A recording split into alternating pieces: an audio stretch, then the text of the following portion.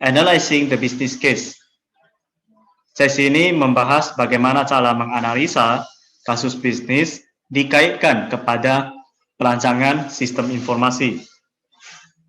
Adapun hal yang butuh diketahui atau akan kita ketahui nantinya adalah operasi dan requirement bisnis, kebutuhan bisnis, bagaimana proyek IT mendukung perencanaan strategi perusahaan secara menyeluruh, bagaimana sistem proyek itu dimulai, dan bagaimana sistem analis melakukan investigasi awal serta studi kelayakan.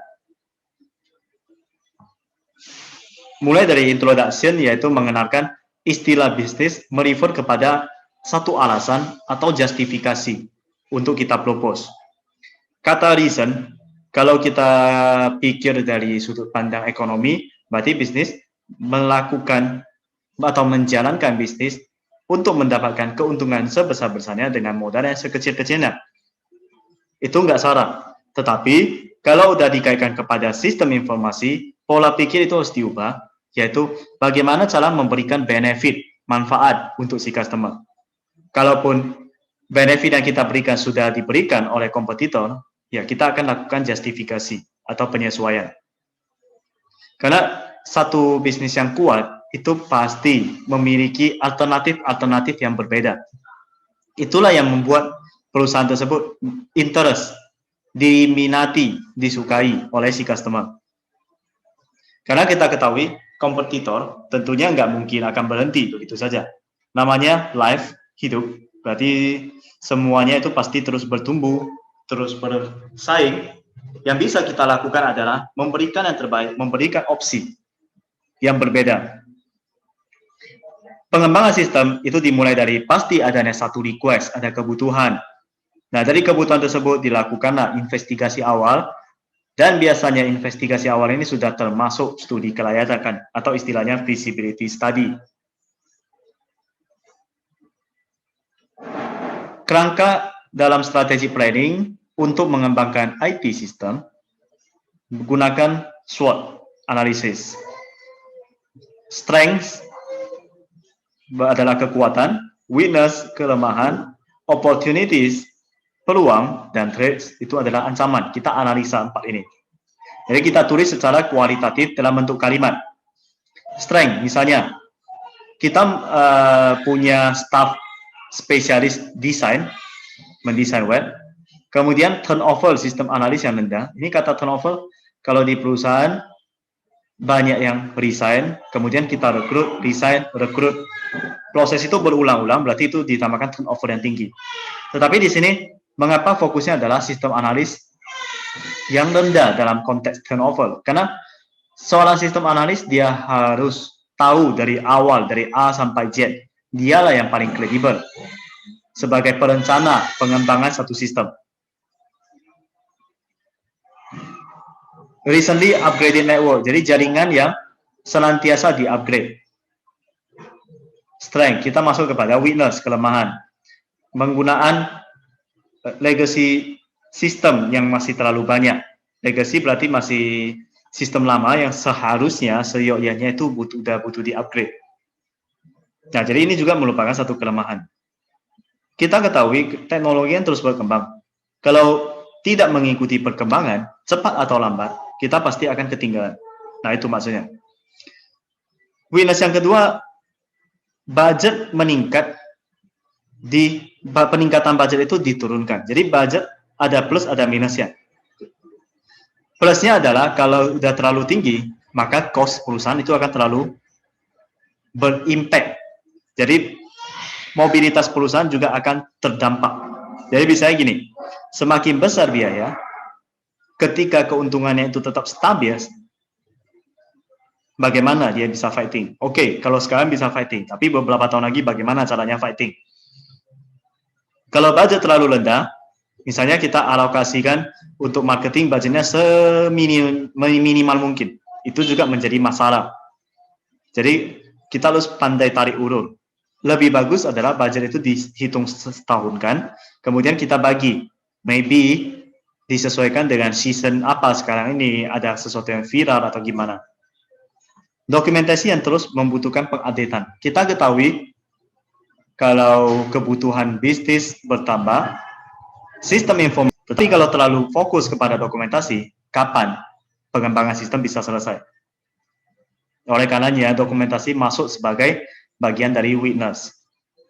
Opportunities, peluang, posisi yang bagus untuk lakukan ekspansi. Harus menjadi yang can be first, bukan harus ya, dapat menjadi yang pertama jika kita meluncurkan software yang baru. Tentunya disesuaikan juga dengan kebutuhan. Opportunity yang ketiga adalah high potensial untuk pertumbuhan B2B, business to business. Kemudian kita masuk kepada ancaman. Ancaman yaitu kompetisi yang agresif, kemudian impact dari aturan misalnya legal, dan perusahaan-perusahaan lain, kompetitor yang menawarkan benefit yang lebih baik. Itu merupakan ancaman. Jadi kita harus bisa tuangkan strength, weakness, opportunity, dan threats dalam bentuk tulisan. Kemudian jika hendak dikuantitatifkan atau dihitung-hitung secara matematika, bisa menggunakan framework lain. Tetapi framework tersebut dipasangkan dengan SWOT ini. Salah satu contohnya adalah IT Balance Scorecard.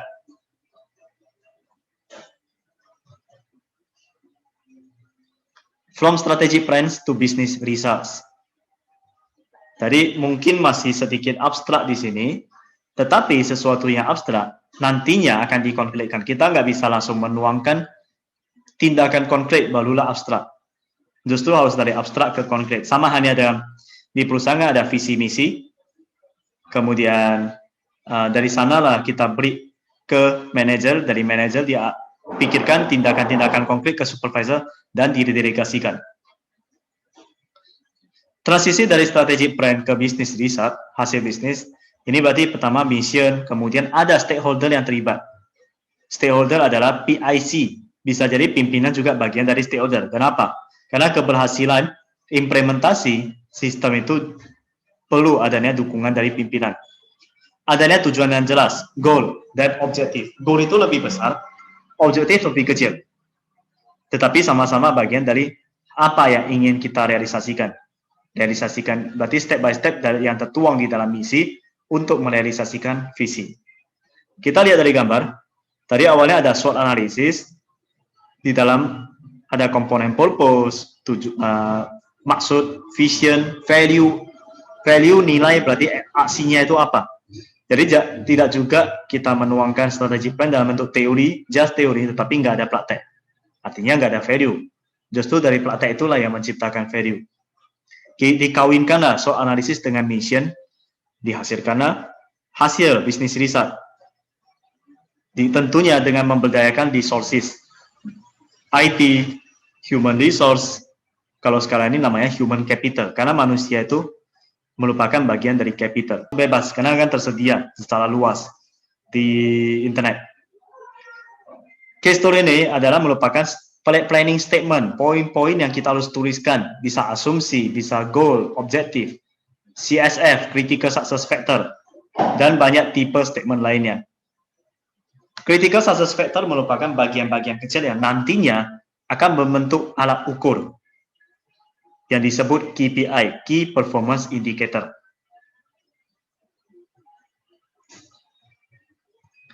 Peran IT dalam evaluasi proyek yaitu harus ada management leadership dan IT yang di-linkkan, yang dihubungkan secara dekat. Dan kalaupun ada perubahan, itu harus dicek kembali antara keduanya.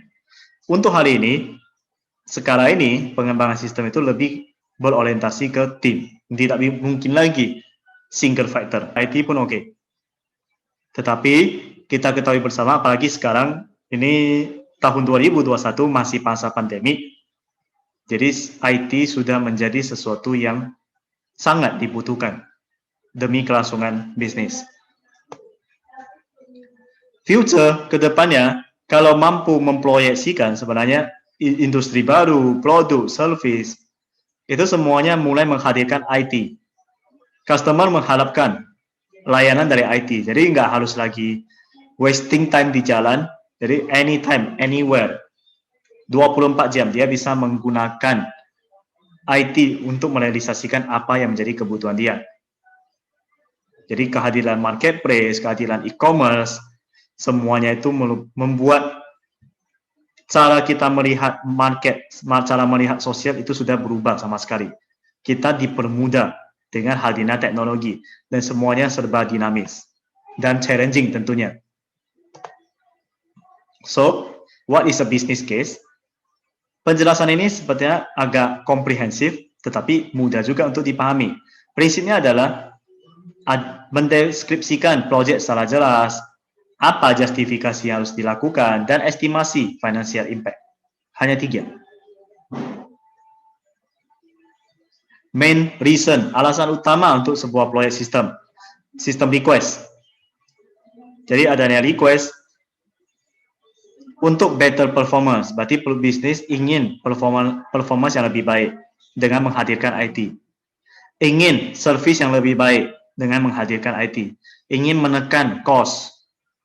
Kemudian pengontrolan yang lebih kuat, ingin informasi yang lebih, dan bagaimana support new product and service.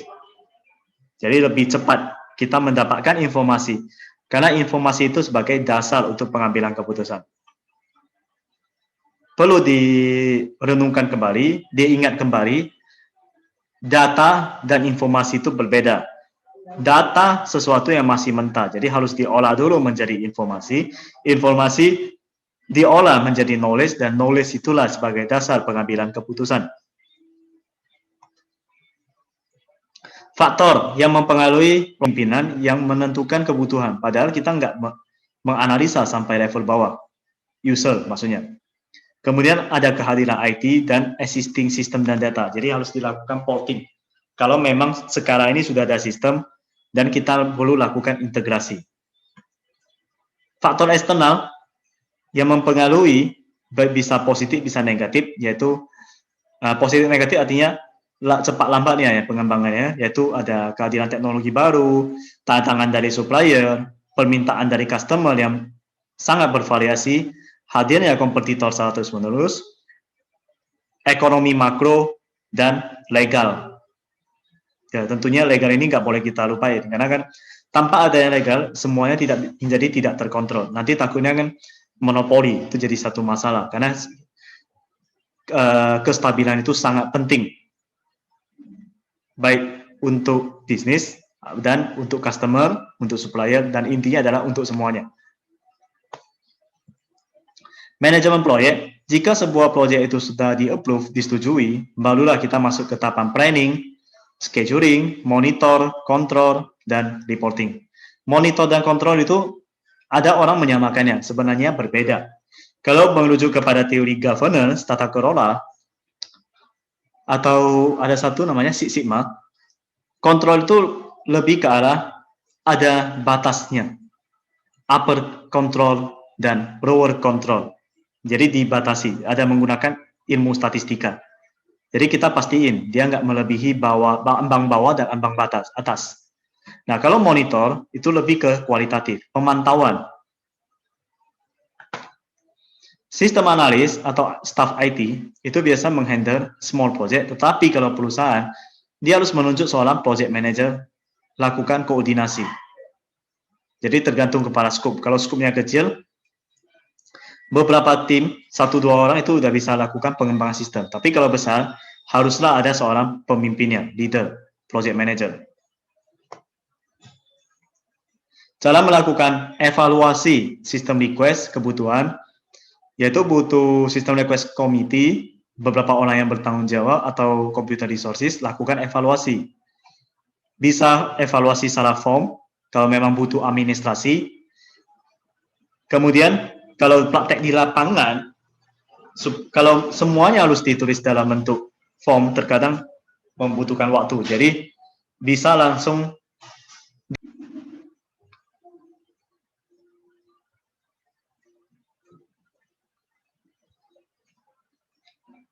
banyak perusahaan besar menggunakan sistem review committee untuk lakukan evaluasi.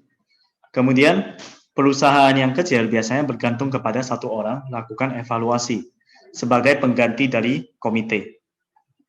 Goalnya adalah evaluasi request dan set prioritas. Kata komite ini maksudnya begini. tentunya departemen dalam perusahaan itu kan banyak. Bisa kita pilih orang yang punya kredibilitas atau yang memahami seluk-beluk dari A sampai Z. Jadi dipilih, nggak harus leadernya, tapi anggota pun bisa. Kemudian dibentuklah satu kelompok. Nah, kelompok itulah yang disebut sebagai komite.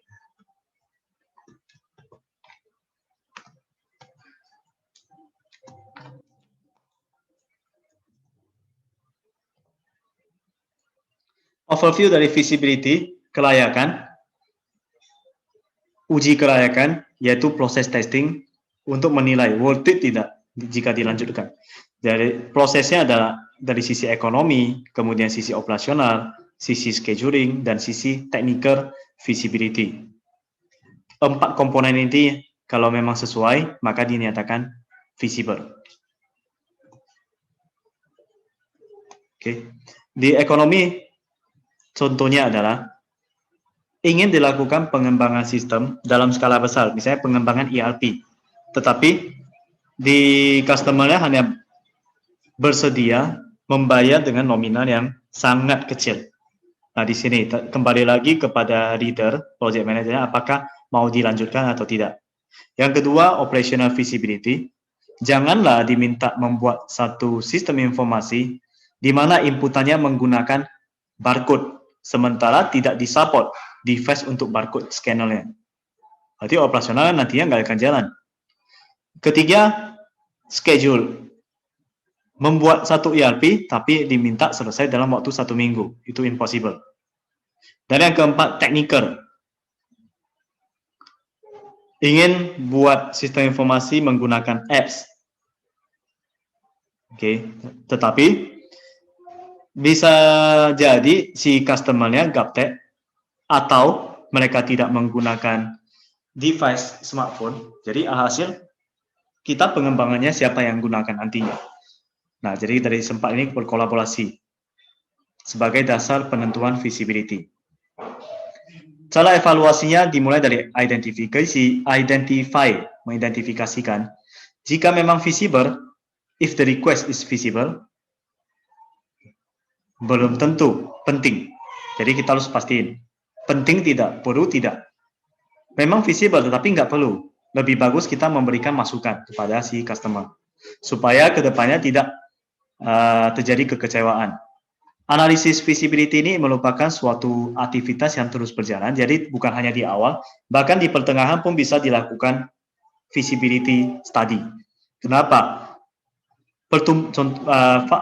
Alasan paling nyatanya atau yang paling jelas adalah penambahan fitur, penambahan kebutuhan.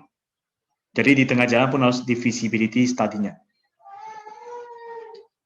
Setting priority, kita harus bisa menanyakan apakah sistem yang dipropose benar-benar bisa mengurangi biaya. Kalau iya, di mana? Kapan bisa dipotong biayanya? Bagaimana caranya? Dan seberapa besar? Seorang project manager jangan hanya mementingkan sisi seberapa besar uang project yang akan didapatkan, tetapi harus mampu memberikan benefit. Dan benefit di sini kita lakukan analisa, kita berikan masukan. Sehingga mindset customer pun terbuka dan secara tidak langsung, project manager pun belajar di saat itu juga. Karena proses pelajaran dilakukan secara terus-menerus, tanpa ada hentinya. Pertanyaan kedua, yang menjadi dasar penentuan prioritas adalah, akankah sistem meningkatkan revenue? Kalau iya, di mana, kapan, bagaimana, dan seberapa besar? Ya, prinsipnya, cost dan revenue. Itu menjadi dasar pertimbangan. Pertanyaan berikutnya adalah, akankah sistem tersebut memberikan informasi atau hasil yang lebih baik? Bagaimana caranya? Apakah bisa terukur? Bagaimana sistem melayani customer? Bagaimana sistem melayani organisasi tersebut? Benefit. Dapatkah project diimplementasikan dalam time period yang masuk akal? Kapan deadline-nya? Ini harus jelas. Apakah penting bagi finansial, human, and technical resources? Itu ada. Maksudnya, ketersediaan secara finansial, human, dan technical resources. Ini lebih ke internal. Tadi di slide sebelumnya sudah ada pembagian internal dan external factor. Jikalau memungkinkan, analis juga butuh evaluasi dari sisi tangible cost dan benefit yang merepresentasikan aktual, atau bisa jadi kalau bisa kita buat estimasi. Karena tidak semua hal bisa dihitung secara akurat. Dari teori software engineering, berarti software engineer dibandingkan dengan orang yang berprofesi sebagai kontraktor kan bisa hitung secara tepat angkanya, cost-nya berapa. Nah, kalau di software engineer, itu nggak bisa tepat 100%. Discrete dan non-discrete project di mana manajemen itu bisa memilih bagaimana implementasinya, itu disebut discrete. Kalau memang tidak ada pilihan, itu disebut non-discrete. Jadi kita tentuin dulu, project yang ingin dikembangkan masuk kategori mana. Kalau ada alternatif yang bisa kita propose, project manager ajuin ke customer-nya, jangan tutup informasi tersebut. Jadi harus diajukan sehingga ada opsi yang memberikan benefit, win-win solution. Investigasi awal merupakan interaksi antara si manager dengan user. Let people know. Biarkanlah sama si customer tahu apa manfaat dari investigasi dan jelaskan peranan Anda. Employee attitude dan reaksi juga sesuatu yang penting dan tidak boleh dilupakan. Hati-hati dalam penggunaan kata masalah. Jangan peluang kita bilang sebagai masalah. Jadi miskomunikasi itu harus diminimalisir. Pertanyakanlah user mengenai kapabilitas tambahan yang mungkin bisa dimiliki, yang ingin dimiliki. Dimasukkan ke dalam satu sistem informasi. Selama proses investigasi awal, sistem analis harus mengikuti tahapan-tahapan yang serial, sekuensial, kalaupun bisa paralel, hati-hati karena namanya investigasi memang memakan waktu. Jangan karena mengejar waktu malah terjadi sesuatu yang miss atau ada gap. Prosedur yang sebenarnya bergantung kepada request yang sebenarnya, yaitu kebutuhan alaminya. Jadi kita berangkat, dengarkan dulu apa yang menjadi kebutuhan customer, ukuran projectnya, dan degree of urgency. Urgency, important belum tentu urgent, urgent belum tentu important. Yang paling penting adalah urgent dan important, itu yang menjadi priority utama. Step pertama, investigasinya adalah understand the problem atau opportunity. Merupakan teknik yang populer, bisa menggunakan diagram fishbone atau diagram Ishikawa. Kita analisa sebab dan akibatnya. Jadi ini jelas ya, scope, berarti batasan. Project creep, sesuatu yang kalau memang tidak bisa diakomodir menggunakan sistem, jangan dipaksa. Nanti hasilnya bisa konyol. Yang ketiga, constraint, batasan-batasan teknis. Jadi contohnya dalam sistem penjualan, kalau memang kita menggunakan dolar, ya akuilah angka dolar. Kalau memang rupiah, akuilah angka rupiah. Jangan kita memasang percampuran, padahal itu nggak penting.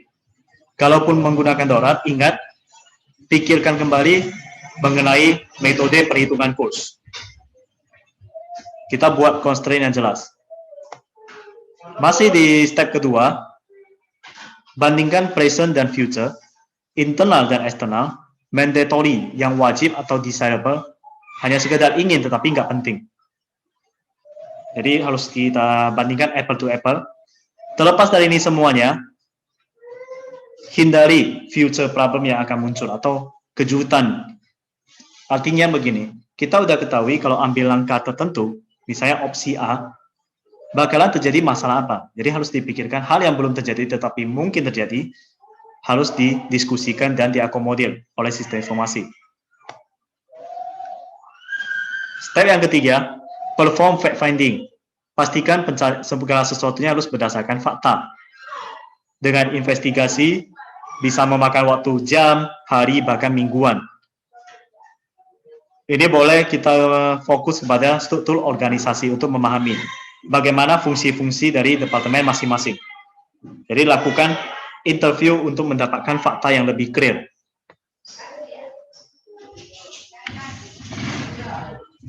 Masih related kepada perform fact finding, tadi interview bisa kita review dokumentasinya, bisa kita lakukan observasi data dengan hati-hati, pikirkan informasi apa yang ingin didapatkan, Bagaimana cara mendapatkannya dan bagaimana cara menganalisa? Ini pertanyaan masih yang digunakan dan bagaimana kesulitannya. Bagaimana cara melakukan interview? Seberapa banyak orang yang ingin diinterview dan bagaimana cara kita merangkum nantinya? Bagaimana cara melakukan survei? Siapa yang harus terlibat? Berapa lama waktu yang dibutuhkan? Dan bagaimana cara mempersiapkannya?